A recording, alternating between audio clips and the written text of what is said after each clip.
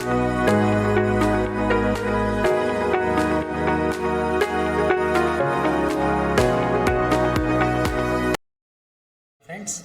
ఇప్పుడు మనం human digestive సిస్టంలో ఉన్నటువంటి పార్ట్ 2 లెసన్కి మీ అందరికీ స్వాగతం. మనం లాస్ట్ వీడియోలో హ్యూమన్ డైజెస్టివ్ సిస్టంలో ఉన్నటువంటి ఫస్ట్ పార్ట్ మనం చెప్పుకున్నాం. దానిలో ఏంటంటే మౌత్, బకిల్ క్యావిటీలో ఉన్నటువంటి వేరు భాగాల గురించి మనం మాట్లాడుకున్నాం. బకిల్ క్యావిటీలో ముఖ్యంగా ఏ భాగాల గురించి మాట్లాడుకున్నాం? మొట్టమొదట టీత్ అంటే దంతాల గురించి మాట్లాడుకున్నాం, నాలుక గురించి మాట్లాడుకున్నాం. అయితే ఈ బకిల్ క్యావిటీలో ఈ సెలైవరీ గ్లాండ్స్ అనే దాని గురించి మనం మాట్లాడుకోలేదు. ఆ సెలైవరీ గ్లాండ్స్ మీద కూడా మనకు క్వశ్చన్స్ వచ్చే అవకాశం ఉంది. అందులో ఈరోజు మనం ఆ సెలైవరీ గ్లాండ్స్ అండ్ దాని తర్వాత ఉన్నటువంటి భాగాలన్నిటి గురించి కూడా ఒకసారి మనం మాట్లాడుకుందాం. సెలైవరీ గ్లాండ్స్ సాధారణంగా మన బాడీలో బకిల్ క్యావిటీలో ఒక ప్రత్యేకమైనటువంటి ద్రవపార్థం అనేది సెక్రెట్ అవుతూ ఉంటుందన్నమాట.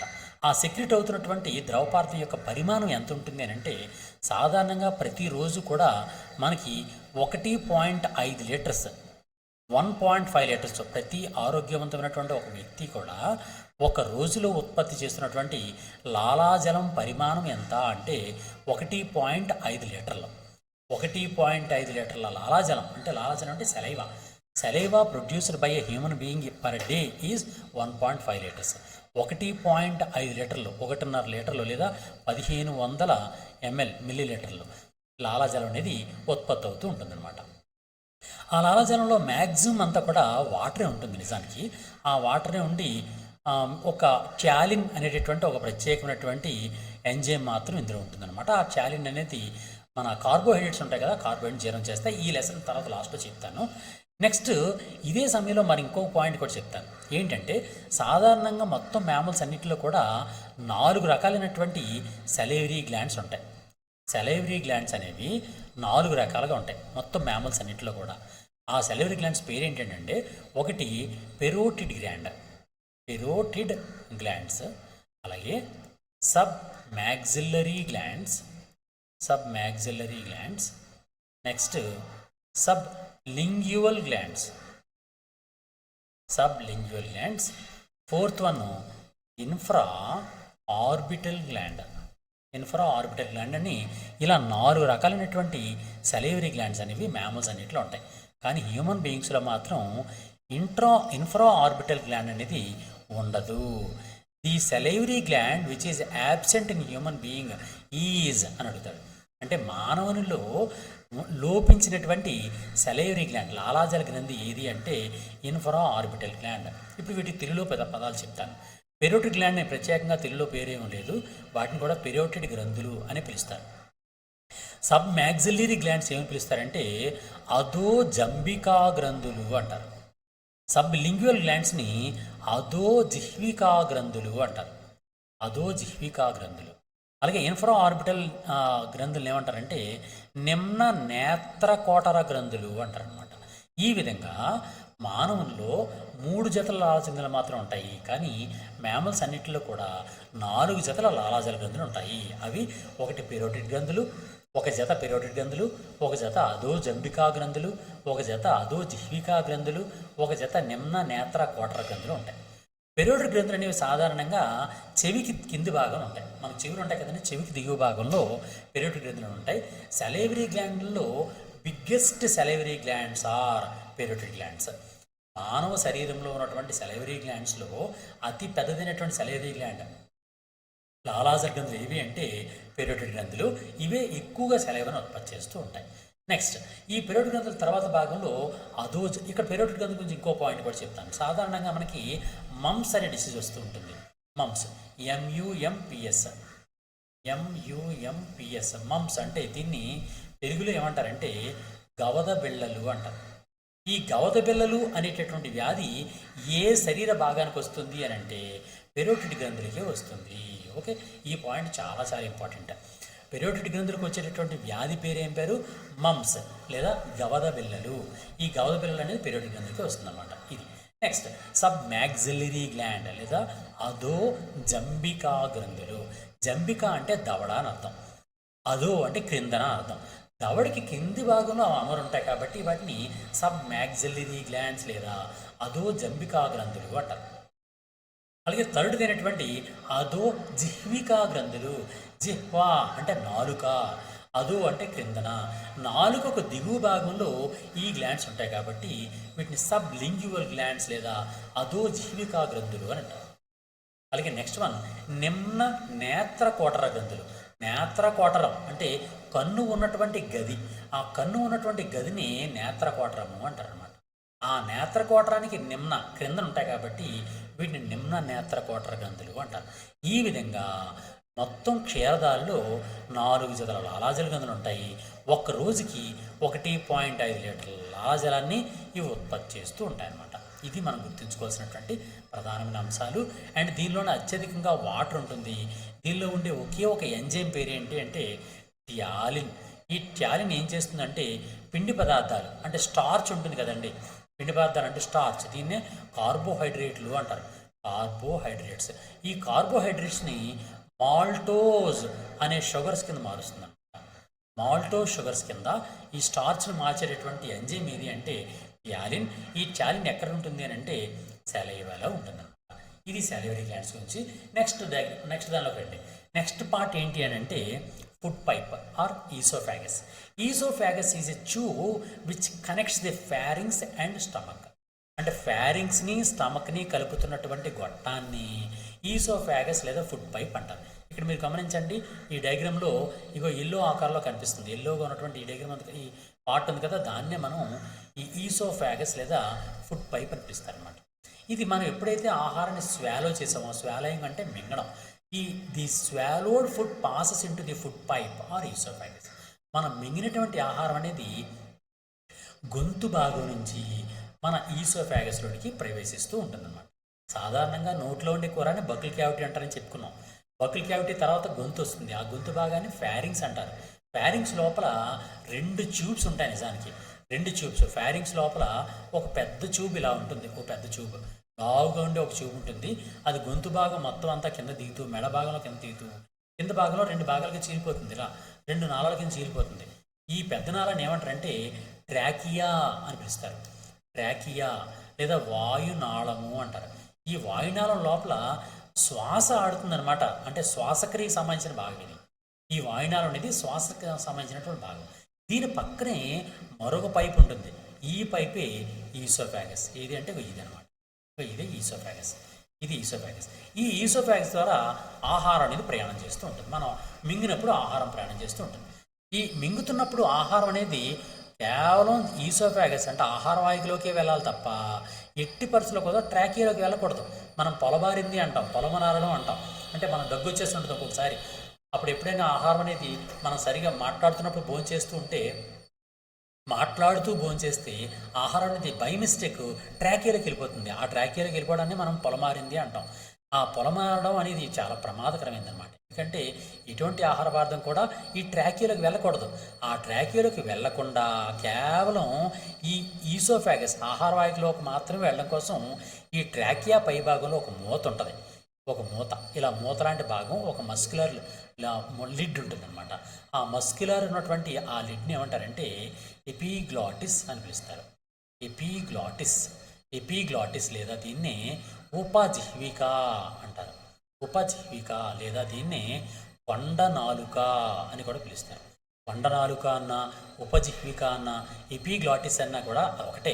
ఏం చేస్తూ ఉంటుంది, ట్రాకియా లోపలికి మనం మింగుతున్నప్పుడు ఆహారం అనేది ట్రాకియాలోకి వెళ్ళిపోకుండా ఆపడం కోసం ఉపయోగపడేది ఉపజిహ్విక లేదా ఎపిగ్లాటిస్. ఓకే, నెక్స్ట్ ఇంకా దీనికి సంబంధించినటువంటి ఇన్ఫర్మేషన్ చూసుకున్నట్లయితే ఫుడ్ పైప్ లేదా ఈసోఫాగస్ అనేది సాధారణంగా ఒక ఇంపార్టెంట్ క్వశ్చన్ ఇక్కడ చెప్తానండి. ఈసోఫాగస్ సాధారణంగా ఎంత పొడవుగా ఉంటుంది అని ఒకసారి క్వశ్చన్ అడిగాడు. అంటే ఈసోఫాగస్ మానవుల్లో సాధారణంగా ఈసోఫాగస్ ఎంత పొడవుగా ఉంటుంది, ఎంత పొడవు కలిగి ఉంటుంది అని క్వశ్చన్ అడిగాడు. సాధారణంగా ఎంత పొడవు కలిగి ఉంటుందంటే 25 సెంటీమీటర్స్ ఉంటుందండి. పెద్దవాళ్ళకి 25 సెంటీమీటర్స్ ఉంటుంది. అది చిన్నపిల్లలు అనుకోండి, అప్పుడే పుట్టిన చిన్నపిల్లలు ఉంటారు. ఆ చిన్నపిల్లలకైతే 8 నుంచి 10 సెంటీమీటర్ల పొడవు మాత్రం ఉంటుంది. చిన్నపిల్లలు అప్పుడే పుట్టినటువంటి పిల్లలకైతే 8 నుంచి 10 సెంటీమీటర్లు ఉంటుంది. కానీ పెద్దవాళ్ళందరికీ కూడా ఇంచుమించుగా 25 సెంటీమీటర్స్ ఉంటుంది. నిజానికి ఏంటంటే ఒక్కొక్కరికి ఒక్కొక్క రకంగా ఉన్నప్పటికీ కూడా యావరేజ్గా మనం లెక్క చెప్తాం అనమాట. యావరేజ్గా హ్యూమన్ బీయింగ్స్లో ఈసోఫాగస్ లేదా ఫుడ్ పైప్ లేదా ఆహార వాహిక అనేది 25 సెంటీమీటర్ల పొడవుతో కలిగి ఉంటుంది. ఇది చాలా ఇంపార్టెంట్ పాయింట్. అలాగే the swallowed food passes into the food pipe or oesophagus. The oral cavity leads into the pharynx which serves as a common passes for food and air. ఇక్కడ ఒక point మీకు చెప్తాను. ఇక్కడ already ఇక్కడ ఒక 2 ఈ diagram దగ్గర రండి. ఈ డయాగ్రామ్లో మీకు చూపించినట్టుగా ఇక్కడ ఒక పక్క నుంచి ట్రాకియా అంటే శ్వాసనాలు వెళ్తూ ఉంటుంది, రెస్పిరేషన్ సిస్టమ్. ఈ పక్కన డైజెస్టివ్ సిస్టమ్ ఉంది, అంటే ఈసోఫాగస్. ఈ రెండు కలుస్తున్నటువంటి ఇక్కడ భాగం ఉంది. ఈ భాగాన్ని ఏమంటాం? గొంతు భాగం అంటాం. ఈ గొంతు భాగం అనేది ఒకవైపు డైజెస్టివ్ సిస్టమ్కి, మరోవైపు రెస్పిరేటరీ సిస్టమ్ కూడా ఉమ్మడిగా ఉంది. ఈ గొంతు భాగాన్ని ఏమంటాం అంటే ఫ్యారింగ్స్ అని పిలుస్తాం అనమాట. ఇక్కడ ఇంపార్టెంట్ క్వశ్చన్ ఏంటి అంటే జీర్ణ వ్యవస్థకు శ్వాస వ్యవస్థకు ఉమ్మడిగా కలుస్తున్నటువంటి భాగం ఏది అంటే ఫ్యారింగ్స్ లేదా గ్రసని. ఫ్యారింగ్స్ని ఇంగ్లీష్లో, తెలుగులో గ్రసని అంటారు. ఆ గ్రసని భాగమే ఇక్కడ మనం చెప్పుకోవాలన్నమాట. ఇది ఫుడ్ పాసేజ్కి అండ్ ఎయిర్ పాసేజ్కి మధ్య ఉమ్మడిగా ఉండేది ఫ్యారింగ్స్ అనమాట. అలాగే the oesophagus and the trachea open into the pharynx opening of wind pipe. A cartilaginous flap called epiglottis prevents the entry of the food into the glottis during swallowing. మనం మింగుతున్నప్పుడు epiglottis అనే ఉపజీవిక అనేది దాని మీద మూతగా పనిచేస్తూ ట్రాకియాలకు ఎటువంటి ఆహారం వెళ్ళిపోకుండా రక్షిస్తూ ఉంటుందన్నమాట. ఓకే, నెక్స్ట్ మరొకటి ఏంటంటే ఇది ఈసోఫాగస్ గురించి ఆల్రెడీ చెప్పుకున్నాం. ఇప్పుడు స్టమక్ గురించి చూద్దాం. స్టమక్ అంటే జీర్ణాశయం. జీర్ణాశయం అనేది సాధారణంగా ఈ విధంగా కనిపిస్తూ ఉంటుంది. జీర్ణాశయం అనేది చూడండి ఆహార వాహిక. ఇది ఈసోఫాగస్ అనమాట. ఈసోఫాగస్ లేదా ఆహార వాహిక. ఆహార వాహిక ద్వారా వచ్చినటువంటి ఆహారం అంతా కూడా తిన్నగా జీర్ణాశయానికి వెళ్తుంది. ఇప్పుడు జీర్ణాశయంలో ఏం జరుగుతుందో చూద్దాం. జీర్ణాశయం అనేది 3 భాగాలుగా ఉంటుందండి. జీర్ణాశయం యొక్క అంటే స్టమక్ యొక్క ముందు భాగాన్ని ఫండిక్ జీర్ణాశయము అంటారు. ఫండిక్ జీర్ణాశయము అంటారు. మధ్యలో ఉండేదాన్ని కార్డియాక్ జీర్ణాశయము అంటారు. కార్డియాక్ స్టమక్ అంటారు. చివరుండే దాన్ని పైలోరిక్ జీర్ణాశయము అంటారు. పైలోరిక్ జీర్ణాశయం. ఈ విధంగా జీర్ణాశయం అనేది 3 భాగాలుగా ఉంటుందన్నమాట. ఫండిక్ జీర్ణాశయం, కార్డియాక్ జీర్ణాశయం, పైలోరిక్ జీర్ణాశయం. మొత్తం జీర్ణాశయం అంతనే చూస్తే ఇది ఒక గోడతో నిర్మించబడినటువంటి ఒక సంచి లాంటి భాగం అనమాట. ఈ సంచిలో ఈ గోడ చూసాం అనుకోండి, ఈ గోడని ఇలా కట్ చేసి చూస్తే ఏ విధంగా కనిపిస్తుందంటే అత్యంత బయట వెలుపుల వైపు ఒక సన్నటి లేయర్ ఉంటుందండి. ఈ సన్నటి లేయర్ని ఏమంటారంటే సిరోజా లేయర్ అంటారు. సిరోజా లేయర్ లేదా సరసవర్మము అంటారు తెలుగులో. సరసవర్మము. దాని పై భాగంలో మస్క్యులర్ లేయర్ ఉంటుంది. మజిల్స్ ఉంటాయన్నమాట. అనేకమైనటువంటి నిలువుగాను అడ్డంగాను ఉన్నటువంటి అనేకమైన మజిల్స్ ఉంటాయి. దీన్ని మస్క్యులర్ లేయర్ అంటారు. మజిల్స్ అంటే కండర వర్మము, కండర స్తరము అంటారు. దాని పై భాగంలో అధశ్లేష్మ స్తరము లేదా సబ్మ్యూకస్ లేయర్ అనేది ఉంటుంది. సబ్మ్యూకస్ లేయర్, ఇదంతా సబ్మ్యూకస్ లేయర్. దాని పై భాగంలో మ్యూకస్ లేయర్ అనే భాగం ఉంటుంది. అంటే శ్లేష్మ స్తరము అంటారు. దీన్ని శ్లేష్మ స్తరము లేదా మ్యూకస్ లేయర్. ఈ విధంగా జీర్ణాశయ యొక్క గోడ 4 పొరలు కలిగి ఉంటుంది. 1వ పొర సిరోజా లేయర్, 2వ పొర మస్క్యులర్ లేయర్, 3వ పొర సబ్మ్యూకస్ లేయర్, 4వ పొర మ్యూకస్ లేయర్. ఇప్పుడు మనకు సాధారణంగా వచ్చే ఒక డౌట్ ఉంటుంది. ఏంటి అంటే సాధారణంగా మనం మాంసాన్ని తింటుంటాం. మాంసాన్ని తింటే ఆ మాంసం జీర్ణం అయిపోతూ ఉంటుంది. కానీ మన జీర్ణాశయం కూడా మాంసమే కదా, అది ఎందుకు జీర్ణం అయిపోవటం లేదు? మన జీర్ణ వ్యవస్థ మొత్తం అంతా కూడా మాంసమే కదా, మన మాంసం ఎందుకు జీర్ణం అయిపోవట్లేదు అని ఒక డౌట్ వస్తుంది. దానికి ఆన్సర్ ఏంటి అని అంటే సాధారణంగా మన జీర్ణ వ్యవస్థ కూడా జీర్ణం అయిపోతుంది. ఎప్పుడు మన జీర్ణ ఎంజైములతో కానీ కలయిక చెందితే మన జీర్ణాశయం యొక్క మాంసం కూడా జీర్ణం అయిపోద్ది. అందులో ఏడోకా లేదు. కానీ మన జీర్ణాశయం యొక్క వాల్, ఈ ప్రోటీన్ లేయర్ ఏది కూడా దానికి అటాచ్ అవ్వకుండా, ఎంజైమ్స్కి ఫోకస్ అవ్వకుండా ఉండడం కోసమని ఆ జీర్ణాశయం లోపల ఒక ప్రత్యేకమైనటువంటి ఒక ప్లాస్టిక్ పొరలాంటిది ఉంటుంది అనమాట. దాన్ని మ్యూకస్ లేయర్ అంటారు. ఈ mucus layer will prevent to digest our own digestive system. మన సొంత డైజెస్టివ్ సిస్టమ్ అనేది ఈ జీర్ణ ఎంజైమ్ల సహాయం వలన జీర్ణం అయిపోకుండా కాపాడడం కోసం ఈ మ్యూకస్ లేయర్ అనేది వాటిని అడ్డగిస్తూ కేవలం మ్యూకస్ లేయర్కి వెలుపల వైపు అంటే ఈ లోపల జీర్ణాశయానికి లోపల భాగంలో ఉన్నటువంటి ఆహారమే జీర్ణం అవుతుంది తప్ప ఈ లోపల ఎట్టి పరిస్థితుల్లో కూడా దాని మీద దాడి చేయకుండా, అంటే జీర్ణ ఎంజైమ్లు ఏవి కూడా ఎటువంటి ప్రభావాలు కూడా చూపించకుండా ఈ మ్యూకస్ లేయర్ అనేది మన జీర్ణ వ్యవస్థని రక్షిస్తూ ఉంటుంది అనమాట. ఆ విధంగా మ్యూకస్ లేయర్ ఉంటుంది. నెక్స్ట్ సబ్ మ్యూకస్ లేయర్ చెప్తాను.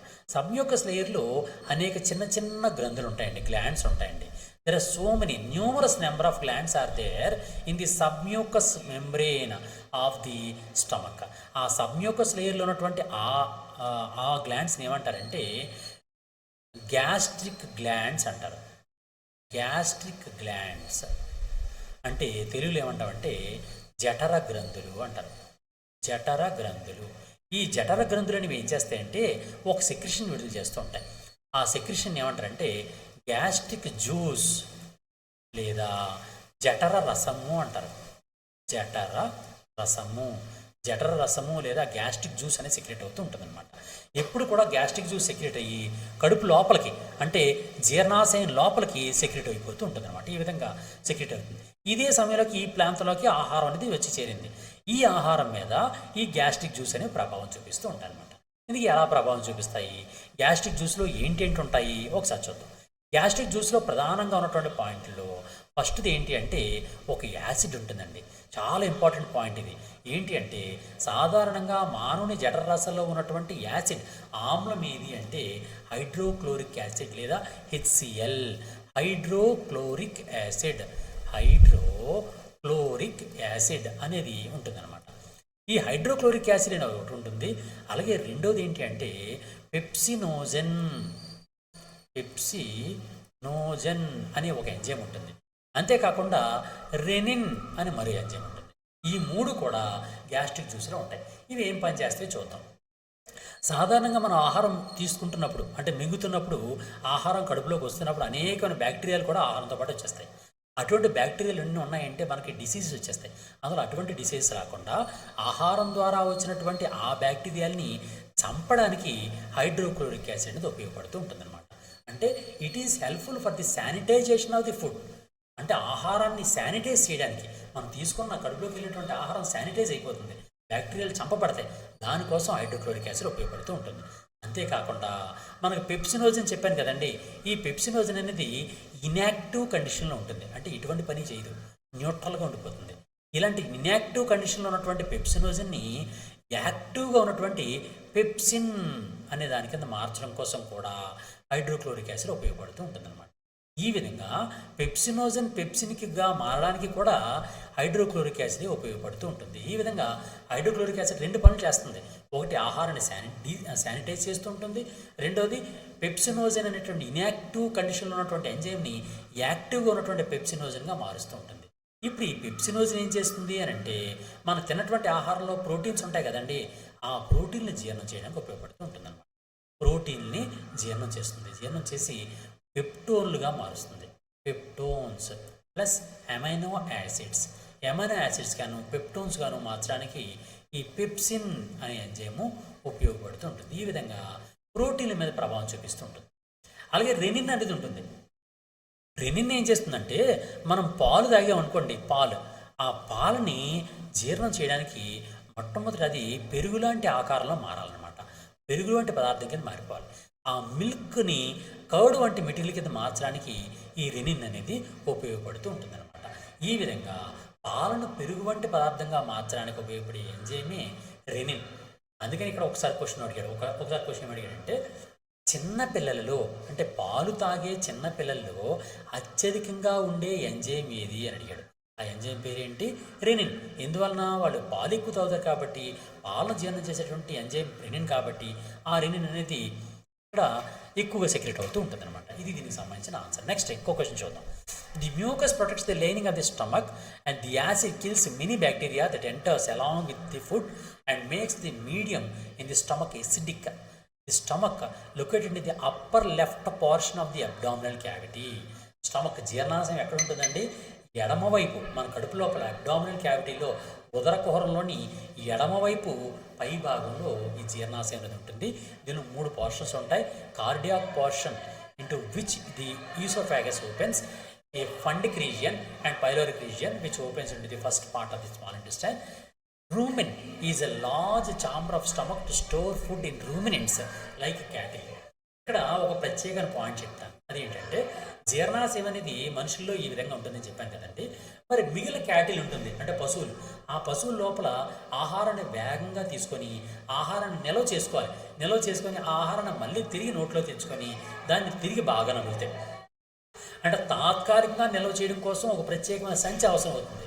ఆ విధంగా క్యాటిల్లో జీర్ణాశయానికి ముందుగానే ఒక ప్రత్యేకమైనటువంటి ఒక సంచి ఉంటుందన్నమాట. అటువంటి సంచిని రూమెన్ అని పిలుస్తారనమాట. దాని పేరు ఏం పేరండి? రూమెన్. ఇక ఇక్కడ చూడండి, రూమెన్ అని రాసాం. ఈ రూమెన్ అనేది ఏంటి అంటే the largest chamber of stomach. స్టమక్లో ఉన్నటువంటి మొట్టమొదటి పార్ట్ ఒక ఛాంబర్. ఆ ఛాంబర్లో ఏం చేస్తుందంటే రూమినెంట్స్, ఏవైతే నెమరు వేసేటటువంటి జంతువులు ఉంటాయో అవన్నీ కూడా తాత్కాలికంగా ఆహారాన్ని నిల్వ చేసుకోవడానికి ఆ రూమెన్ అనేది ఉపయోగపడుతూ ఉంటుందన్నమాట. అది స్టమక్ గురించి. ఇప్పుడు స్టమక్ తర్వాత స్మాల్ ఇంటెస్టైన్ ఉంటుందండి. ఇక్కడ మీకు ఒక పాయింట్ చెప్తాను. ఇక్కడ స్టమక్ తర్వాత స్మాల్ ఇంటెస్టైన్ చూసారా, ఇది స్టమక్. స్టమక్ దగ్గర నుంచి ఆహారం అనేది స్మాల్ ఇంటెస్టైన్లోకి ఇలా ప్రవేశించింది. ఈ స్టమక్కి స్మాల్ ఇంటెస్టైన్కి మధ్య భాగంలో ఇక్కడ ఒక స్ప్లింటర్ ఉంటుంది, అంటే ఒక మజిల్ ఉంటుంది అనమాట. ఆ స్ప్లింటర్ అనేది ఏం చేస్తుంటుందంటే ఆహారం అనేది ఈ జీర్ణాశయం నుంచి కొద్ది కొద్దిగా మాత్రమే చిన్నప్రేగులోకి వచ్చే విధంగా చేస్తుంది అనమాట. అలా కంట్రోల్ చేస్తూ ఉంటుంది అనమాట. ఆ స్ప్లింటర్ని ఏమంటారంటే పైలోరిక్ స్ప్లింటర్ అని పిలుస్తారు. పైలోరిక్ స్ప్లింటర్, పైలోరిక్ స్ప్లింటర్ అంటారు. ఓకే, దాని తెలుగులో ఏమంటామంటే జఠర నిర్గమ సంవరిణి అంటారు. జఠర నిర్గమ సంవరణి. జఠర నిర్గమ సంవరిణి అనేది ఏం పని చేస్తూ ఉంటుందండి? ఆహారాన్ని జీర్ణాశయం నుంచి చిన్న పేగుల్లోకి కొద్ది కొద్దిగా వెళ్ళే విధంగా చేస్తూ ఉంటుంది. దాన్ని జఠర నిర్గమ సంవరిణి లేదా పైలోరిక్ స్ప్లింటర్ అని పిలుస్తారు. ఇప్పుడు చిన్న ప్రేగుల్లోకి ఆహారం అనేది చిన్న ప్రేగుల్లోకి వస్తుంది అనమాట. ఇప్పుడు చిన్న ప్రేగులు చూద్దాం. చిన్న ప్రేగులు అనేవి ఈ విధంగా మెలికలు తిరిగినటువంటి పొడవైన గొట్టంగా ఉంటుంది అనమాట. ఇలా మెలికలు తిరిగినటువంటి పొడవైన గొట్టంగా ఉంటుంది. ఈ చిన్న ప్రేగులు ఇంచుమించుగా 7 మీటర్ల పొడవు ఉంటాయండి. 6.5 నుంచి 7 మీటర్స్ పొడవు ఉంటాయి. చాలా చాలా ఇంపార్టెంట్ పాయింట్ ఇది. Small intestine highly coiled with 7 meters long, which is distinguishable into 3 regions. A C-shaped duodenum, a long coiled middle portion jejunum, a highly coiled ileum. సాధారణంగా ఈ స్మాల్ ఇంటెస్టైన్ అనేది 7 మీటర్ల పొడవు ఉంది కదండి. ఈ 7 మీటర్ల పొడవులో కూడా మొట్టమొదటి భాగం ఏంటి అంటే డియోడినం. ఫర్ ఎగ్జాంపుల్ చూడండి, జీర్ణాశయం చెప్పుకున్నాం ఇక్కడ ఇందాక స్టమక్. ఆ స్టమక్ నుంచి తర్వాత భాగంలో చూడండి సి షేప్లో ఒక గొట్టం వచ్చింది. ఈ సి షేపుల్లో ఉన్నటువంటి మొట్టమొదటి పార్ట్ అయినటువంటి ఈ స్మాల్ ఇంటెస్టైన్ని డియోడినం అని పిలుస్తారు అనమాట. దీన్నే డియోడినం. ఈ భాగాన్ని డియోడినం అంటారు. ఈ భాగం డియోడినం అని పిలుస్తారు. డియోడినం అంటే తెలుగులో ఏమంటామంటే ఆంత్రమూలము అంటారు అనమాట. ఆ డియోడినం అనేది సి ఆకారంలో ఉన్నట్టు ఇక్కడ ఉంది చూసారా, సి ఆకారంలో ఉన్నటువంటి ఈ భాగం అనమాట. దీన్ని డియోడినం అని పిలుస్తారు. డియోడినం లేదా ఆంత్రమూలము అని పిలుస్తారు. ఆంత్రమూలము. ఆ తర్వాత భాగంలో అనేకమైనటువంటి మెలికలు తిరిగిన ఈ భాగం ఉంటుంది, పొడవైన గొట్టం. ఆ గొట్టం అంతటినీ కలిపి దాన్ని ఏమని పిలుస్తారంటే జెజునం అని పిలుస్తారు. తెలుగులో కూడా ఇదే పేరండి. దీని పేరు జెజునం. ఆ తర్వాత చివర ఈ లార్జ్ ఇంటెస్టైన్లో కలుస్తున్నటువంటి ప్రదేశంలో అత్యధికంగా కాయిలింగ్ అయి ఉంటుంది, చుట్టూ తిరిగి ఉంటుంది అనమాట. అటువంటి దాన్ని ఏమంటారంటే ఇలియం అని పిలుస్తారు. ఇలియం. ఈ విధంగా చిన్న ప్రేగు అనేది డియోడినం, జిజునం, ఇలియం అని 3 భాగాలుగా విభజించబడి ఉంటుంది అనమాట. అలాగే ఇక్కడ ఇంకో పాయింట్ ఏంటంటే cow has a longer small intestine to digest cellulose. ఈ స్మాల్ ఇంటెస్టైన్ అనేది కౌస్లో అంటే ఆవుల్లో, పశువుల్లో పొడవైనటువంటిగా ఉంటుంది. ఎందువల్లంటే ప్రత్యేకంగా దానికి సెల్యులోజ్ జీర్ణం చేయడం కోసం ప్రత్యేకంగా అమరిక ఉంటుంది అనమాట. It receives secretions from the liver and pancreas. Besides its wall also secretes juices. ఇక్కడ మనకు ఒక పాయింట్ చెప్పాలి. ఏంటి అని అంటే సాధారణంగా మనకి జీర్ణాశయం ఉంది కదండి. ఇంకో జీర్ణాశయం ఇలా ఉంది, ఇలా జీర్ణాశయం ఉంది. ఇలా జీర్ణాశయం ఉన్న తర్వాత ఈ జీర్ణాశయం అనేది ఇలా జీర్ణాశయం ఇది వెనక్కి ఇలాగా ఒక గొట్టం ఆకారంలో ఇలా తిరిగింది. ఇది ఆంత్రమూలం అని చెప్పుకున్నాం. ఇక ఇది సి ఆకారంలో ఉన్నటువంటి డియోడినం అని చెప్పుకున్నాం. ఈ సి ఆకారంలో ఉన్నటువంటి డియోడినంకి ఒకవైపు ఒక పెద్ద గ్రంథి ఒకటి ఉంటుందండి. ఇది మానవ శరీరంలో ఉన్నటువంటి అతి పెద్ద గ్రంథి. ఈ గ్రంథిని లివర్ అని పిలుస్తారు. లివర్, కాలేయము అంటారు. కాలేయంకి ఎగ్జాంపుల్, కాలేయంకి మెయిన్ క్వశ్చన్ ఏంటంటే మానవ శరీరంలో ఉండే అతిపెద్ద గ్రంథి ఏది, what is the largest gland in human being అంటే లివర్. అదేవిధంగా దానికి వ్యతిరేకంగా దానికి ఆపోజిట్ సైడ్లో ఈ సి ఆకారంలో ఉన్నటువంటి డియోడనమ్కి వంపులో మరొక గ్రంథి ఉంటుంది. అది లీఫీ షేప్లో ఉంటుంది, పత్రాకారంగా ఉంటుంది, ఆకు మాదిరిగా ఉంటుంది అనమాట. ఆ ఆకు మాదిరిగా ఉన్నటువంటి ఈ గ్రంథిని ఏమంటారంటే ప్యాంక్రియాస్ అని పిలుస్తారు. ప్యాంక్రియాస్ లేదా తెలుగులో క్లోమము అంటారు. ఈ విధంగా లివర్ అండ్ క్లోమం, లివర్ అంటే కాలేయము, క్లోమము రెండు కూడా డియోడనంలోనికి వాటి యొక్క సెక్రెషన్స్ని సెక్రెట్ చేస్తూ ఉంటాయి. ఇది మనం గుర్తుంచుకోవాల్సినటువంటి ప్రధానమైన పాయింట్. లివరు, ప్యాంక్రియాస్ గురించి నెక్స్ట్ క్లాస్లో చెప్తాను. ఇప్పుడు కేవలం డైజెస్టివ్ సిస్టమ్ గురించి మొత్తం చెప్పేస్తాను. ఓకే, నెక్స్ట్ ఏంటంటే అంతేకాకుండా the opening of the stomach. ఇక్కడ చూడండి ప్రత్యేకంగా మేము చూపించాం. ఇక్కడ చూడండి, ఇక్కడ ప్రత్యేకంగా స్టమక్ ఉంది కదండి, ఇక్కడ స్టమక్ ఇక్కడ ఉంది, ఇదిగో స్టమక్. ఈ స్టమక్ నుంచి ప్రత్యేకంగా ఇలా సి ఆకారంలో ఓపెనింగ్ దాన్ని డియోడనం మనం. దాని తర్వాత ఉన్నటువంటి ఇంకో గొట్టం, ఈ బ్లూ కలర్ ఉన్నటువంటి ఈ గొట్టాన్ని జిజునం అని చెప్పాం. దాని తర్వాత ఉన్నటువంటి ఈ గ్రీన్ కలర్లో ఉన్న దాన్ని ఇలియం అని చెప్పాం అనమాట. ఈ మూడింటిని కలిపి స్మాల్ ఇంటెస్టైన్ అని పిలుస్తారు. ఇది స్మాల్ ఇంటెస్టైన్. అలాగే ఇక్కడ ఇంకో విషయం ఏంటంటే the opening of the stomach into the duodenum is guarded by pyloric sphincter. ఈ పైలోరిక్ స్ప్లింక్టర్ గురించి మనం ఆల్రెడీ చెప్పుకున్నాం. పైలోరిక్ స్ప్లింక్టర్ అంటే జఠర నిర్గమ సంవరణి, అది ఆల్రెడీ మనం మాట్లాడుకున్నాం. The inner wall of the small intestine have thousands of finger like outgrowths. These are called as villi or singular villus, micro villi, which increase the surface area of the absorption of the digestive system. సాధారణంగా ఏంటంటే చిన్న ప్రేగు లోపల ఒక చిన్న ప్రేగు గోడ చూసాం అనుకోండి, చిన్న ప్రేగు ఫర్ ఎగ్జాంపుల్ ఇలా ఉందనుకోండి, చిన్న ప్రేగు ఇలా ఉంటే దాని లోపల పాటు ఎలా ఉంటుందనంటే అనేకమైన ప్రొజెక్షన్స్ ఉంటాయి. ఇలా వేళ్ళు ఆకారంలో వచ్చినటువంటి ప్రొజెక్షన్స్ ఉంటాయి. ఇలాగా ఈ ప్రొజెక్షన్స్ని ఏమంటారంటే ఇక పై భాగంలోని మరి లోపల భాగంలో కూడా ఈ విధంగా ప్రొజెక్షన్స్ ఉంటాయి అనమాట. ఈ చిన్న ప్రేగు యొక్క లోపల భాగం అనేది ఇలా ప్రొజెక్షన్స్ కలిగి ఉంటాయి. ఈ ప్రొజెక్షన్స్ అంటే బుడిపెలు, ఈ బుడిపెలు వంటి భాగాల్ని మైక్రోవిల్లై అని పిలుస్తారు. ఈ మైక్రోవిల్లై లేదా దీన్ని సూక్ష్మ గ్రాహకాలు అంటారు. ఈ సూక్ష్మ గ్రాహకాలు లేదా మైక్రోవిల్లై అన్నీ కూడా ఏం చేస్తాయంటే ఆహారాన్ని, జీర్ణమైనటువంటి ఆహారాన్ని పీల్చుకోవడాన్ని ఏమంటారంటే అబ్జార్ప్షన్ అని పిలుస్తారు. ఈ అబ్జార్ప్షన్ లేదా శోషణానికి మైక్రోవిల్లై అనేవి ఉపయోగపడుతూ ఉంటాయి అన్నమాట. ఇది మనం గుర్తుంచుకోవాల్సినటువంటి ప్రధాన పాయింట్. ఇవి అనేక ఉంటాయి, థౌజండ్స్ ఉంటాయి అన్నమాట. నెక్స్ట్ అంతేకాకుండా ఈ చిన్న ప్రేగుల్లోని చిన్న ప్రేగు గోడల్లోని చిన్న గ్రంథులు కూడా ఉంటాయండి. చిన్న గ్లాండ్స్, చిన్న గ్రంథులు ఉంటాయి. ఆ గ్రంథులన్నింటినీ ఏమంటారంటే ఇంటెస్టైనల్ గ్లాండ్స్ అంటారు. అంటే ఇంటెస్టైన్లో ఉంటాయి కాబట్టి వాటిని ఇంటెస్టైనల్ గ్లాండ్స్ లేదా వాటిని ఆంత్రగ్రంథులు అంటారు తెలుగులో. ఆంత్రగ్రంథులు అన్న ఇంటెస్టైనల్ గ్లాండ్స్ అన్న ఒకటే. ఈ ఆంత్రగ్రంథులు ఒక ప్రత్యేకమైనటువంటి స్రావకాన్ని విడుదల చేస్తాయి. ఆ స్రావకాన్ని ఏమంటారంటే సక్కస్ ఎంటెరికస్ అని పిలుస్తారు. సక్కస్ ఎంటెరికస్. ఈ సక్కస్ ఎంటెరికస్ అనేది ఆంత్రగ్రంథుల నుంచి విడుదలయ్యేటటువంటి ఒక సెక్రెషన్ అనమాట. ఆ సెక్రెషన్ని సక్కస్ ఎంటెరికస్ అని పిలుస్తారు. The digested food passes into the blood vessels in the wall of the intestine. This process is called as absorption. ఇక్కడ జీర్ణమైనటువంటి ఆహారాన్ని చిన్న పేగులు పీల్చుకొని ఆ పీల్చుకునే విధానాన్ని అబ్జార్ప్షన్ లేదా శోషణము అని పిలుస్తారు. అలాగే the absorbed substances are transported via the blood vessels to different organs of the body where they are used to build complex substances such as the proteins required by the body. This is called as assimilation. ఇక్కడ absorption వేరు, ఎస్సిమ్యులేషన్ వేరు. Absorption అంటే నేను చెప్పాను already. ఏంటి absorption అంటే మనకు జీర్ణ వ్యవస్థలో జీర్ణమైనటువంటి ఆహారాన్ని పేగులు పీల్చుకోవడాన్ని అబ్జార్ప్షన్ లేదా శోషణము అంటారు. ఎస్సిమ్యులేషన్ అంటే అర్థం ఏంటంటే శోషించినటువంటి ఆహార పదార్థాన్ని శరీరంలోని వేరు భాగాలకు పంపించి వేరు భాగాలకు అవసరమైనటువంటి ప్రోటీన్లుగా రూపొందడాన్ని ఎస్సిమ్యులేషన్ అంటారు. ఓకే, అది ఎస్సిమ్యులేషన్కి అబ్జార్ప్షన్ ఉన్నటువంటి తేడా. నెక్స్ట్ ఇప్పుడు మనం ఆల్రెడీ చెప్పుకున్నాం కదండి, డియోడనం తర్వాత జిజునంలోకి వస్తుంది, జిజునం తర్వాత ఇలియంలోకి ఆహారం అనేది ప్రయాణం చేస్తుంది. ఇలియం అనేది డైరెక్ట్గా పెద్ద ప్రేగులోకి కలిసిపోతుంది.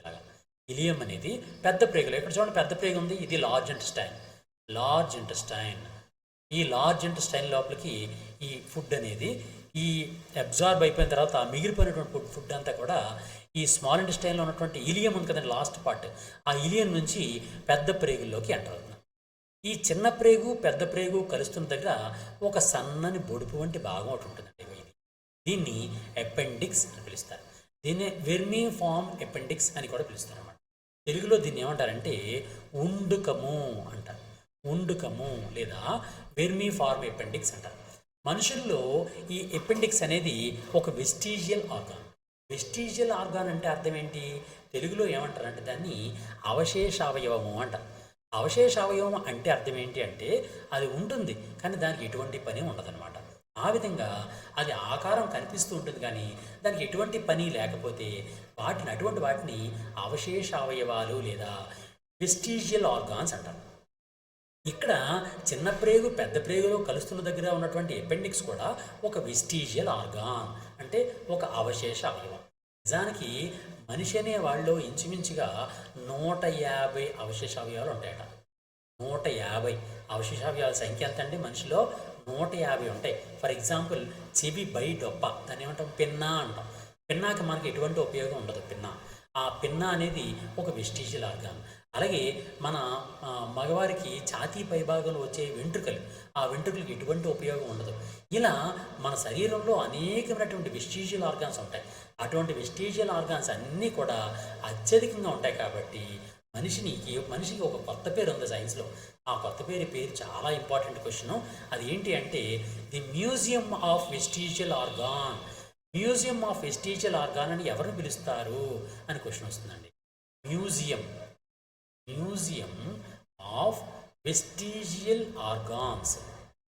వెస్టీజియల్ ఆర్గాన్స్ యొక్క మ్యూజియం అని ఎవరిని పిలుస్తారంటే మనిషినే పిలుస్తారు.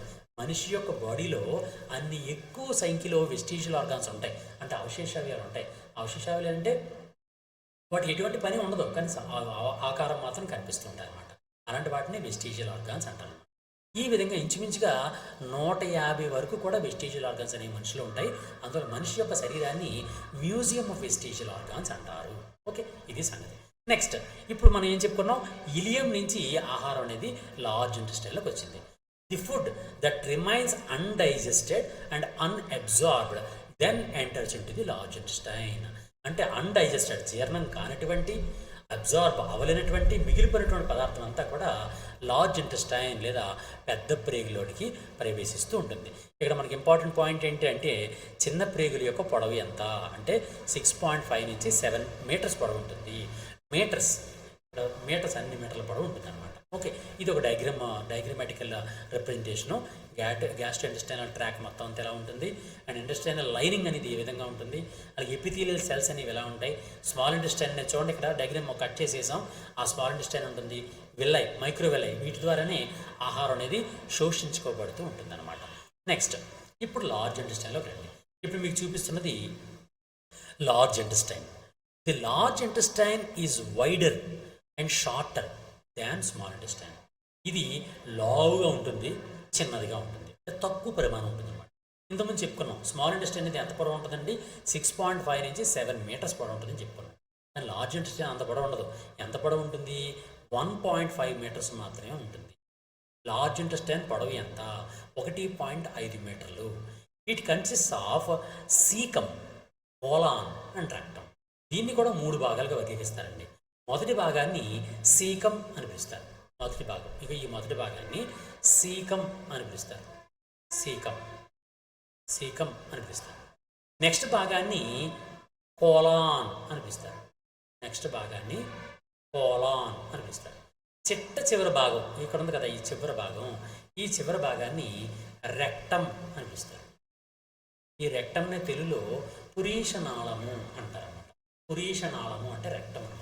ఈ రెక్టమ్ ద్వారానే ఈ విసర్జక పదార్థం అనేది యానస్ ద్వారా, రెక్టమ్ నుంచి యానస్ ద్వారా బయటికి విసర్జించబడుతూ ఉంటుంది అన్నమాట. ఇక్కడ విషయం అది. ఓకే, ఈ విధంగా it consist of caecum, colon and rectum. Caecum is small blind sac which holds some symbiotic micro organisms.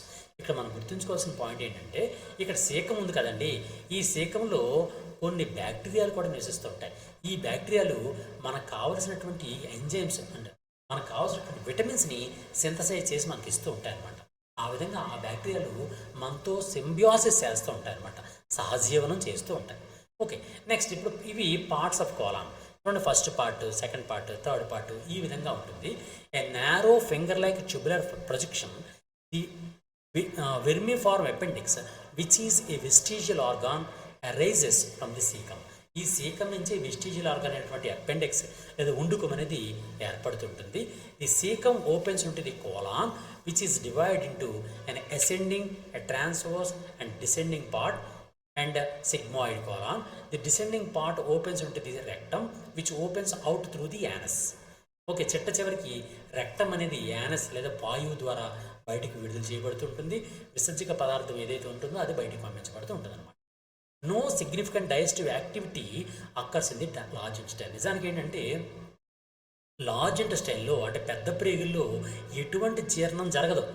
ఏం జరుగుతుందంటే మిగిలిపోయినటువంటి ఆహారంలో ఉన్నటువంటి వాటర్ ఉంటుంది కదండి, ఆ వాటర్ని మాత్రమే అబ్జార్బ్ చేయడం మనకు వస్తూ ఉంటుంది అనమాట. It's function is to absorb water and some salts from the undigested food material. The remaining waste passes into the rectum and remains there as a semi-solid fecus. The fecal matter is removed through the anus from the time to time. This is called as ejection. ఈ point కూడా మీరు గుర్తుంచుకోవాలి. ఎజెషన్, విసర్జన. ఈ విసర్జన లేదా ఎజెషన్ అంటే అర్థం ఏంటి? టైంకు అనుగుణంగా ఈ జీర్ణ వ్యవస్థకి చివరికి వచ్చినటువంటి విసర్జక పదార్థం అంతా కూడా టైంకు అనుగుణంగా విసర్జించబడ్డాన్ని ఎజెషన్ లేదా విసర్జన అని పిలుస్తారనమాట. ఇది జీర్ణ వ్యవస్థలో ఉన్నటువంటి ప్రధానమైనటువంటి భాగాలు. ఈ భాగాలన్నీ కూడా అంటే మొట్టమొదటి మౌత్ దగ్గర నుంచి ఇప్పుడున్నటువంటి యానస్ వరకు మొత్తం అంతా కూడా ఒక సిస్టమేటిక్ ఆర్డర్లో మనం నేర్చుకోవాలి. దాంతో మనం ఎట్టి పరిస్థితుల్లో మర్చిపోకుండా ఉంటాం. ఇప్పుడు నెక్స్ట్ లెసన్లో నేను ఏం చెప్తానంటే డైజెస్టివ్ గ్లాండ్స్ గురించి మాట్లాడతాను నేను. డైజెస్టివ్ గ్లాండ్స్ అంటే ఈ జీర్ణ వ్యవస్థలో ఉన్నటువంటి జీర్ణ గ్రంథులు ఏమున్నాయి, ఆ జీర్ణ గ్రంథుల వల్ల జీర్ణ వ్యవస్థ నుంచి ఈ ఆహారం ఏ విధంగా జీర్ణమైంది, అసలు జీర్ణం అవడం అంటే ఏంటి అనే దాని గురించి నెక్స్ట్ క్లాస్లో మీకు డీటెయిల్గా వివరిస్తాను. మీకు ఏమైనా డౌట్స్ ఉంటే కామెంట్ రూపంలో తెలియజేయండి, మీ అభిప్రాయాలను కూడా కామెంట్ రూపంలో తెలియజేయండి. మన ఏకలవ్య కరెంట్ అఫైర్స్ యూట్యూబ్ ఛానల్ని మిత్రులందరూ సబ్స్క్రైబ్ చేసుకోండి, మీ మిత్రులకు కూడా షేర్ చేయండి. అండ్ మన గాంధీవం యాప్ని ఎవరైనా డౌన్లోడ్ చేసుకోకపోతే ప్లే స్టోర్లోకి వెళ్ళి GANDEEVAM గాంధీవం అని టైప్ చేసి మన యాప్ని డౌన్లోడ్ చేసుకోండి. డౌన్లోడ్ చేసుకుని దానికి సంబంధించినటువంటి ఇన్ఫర్మేషన్ అంతా కూడా మీరు సొంతంగా అన్ని కాంపిటేటివ్ ఎగ్జామ్స్ కూడా ప్రిపరేషన్కి ఈజీగా ఉంటుంది. All the best. God bless you.